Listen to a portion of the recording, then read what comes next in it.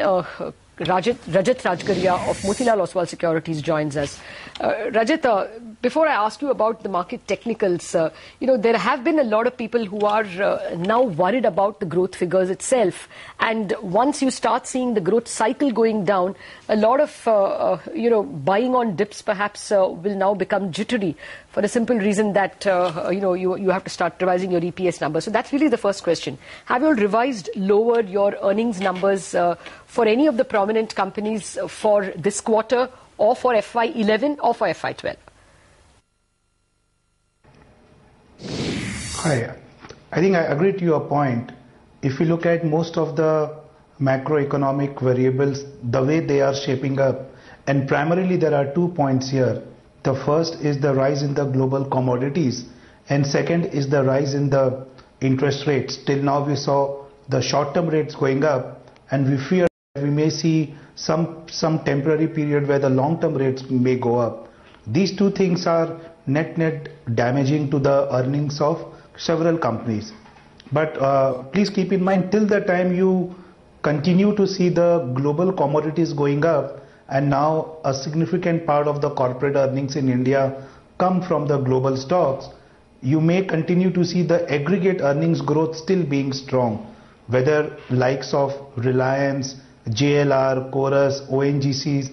Some of these will prevent the major downsides, but a lot of the core India stories, which are the domestic stocks, right from banks, autos, cement, infrastructure, engineering, may see downgrade in earnings if these trends were to persist.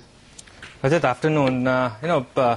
So do you expect, say, peak earnings or extremely good earnings for commodities? And, if that's the case, the problem is that, for commodities, it's always the reverse way. You really have to identify the cyclical top.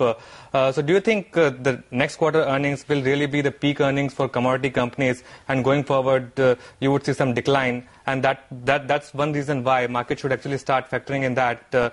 And that could be actually one reason that markets are seeing this kind of fall.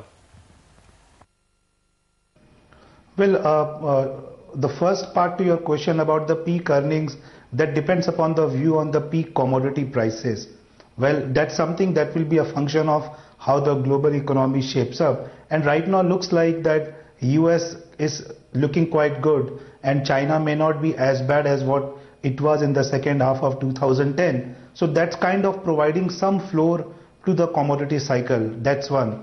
Second, to our own markets, I think if commodity earnings as a proportion keeps on rising in the overall earnings, that itself will downgrade the multiple of the market, because almost all the global commodity stocks trade at 50% discount to the domestic companies.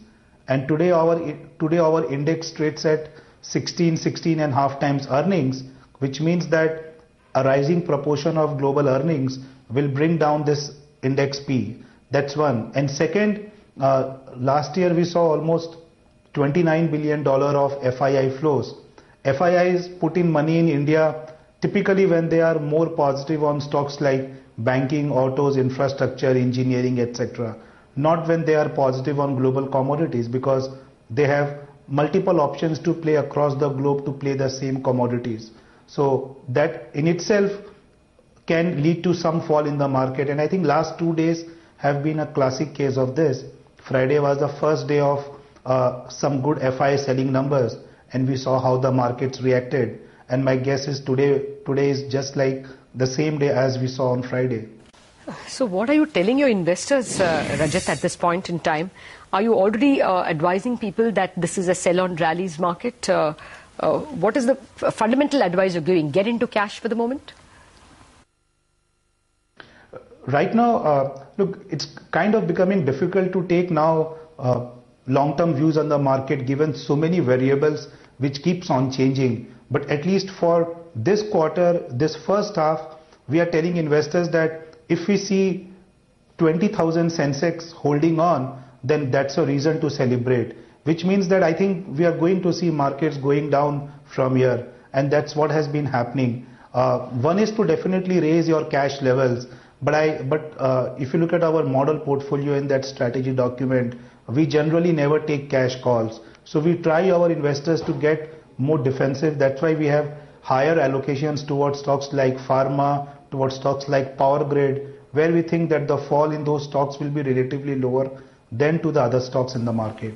Rajat, finally, what's the house call on L&T? That's down 4% today. Look, L&T again forms part of that same macro call, that if you are seeing some selling, some downgrade, some PE rating into the domestic economy driven stocks, then L&T always benefits also on the upsurge, and of course it has a high beta when that same segment sees sell off. And right now we are seeing that.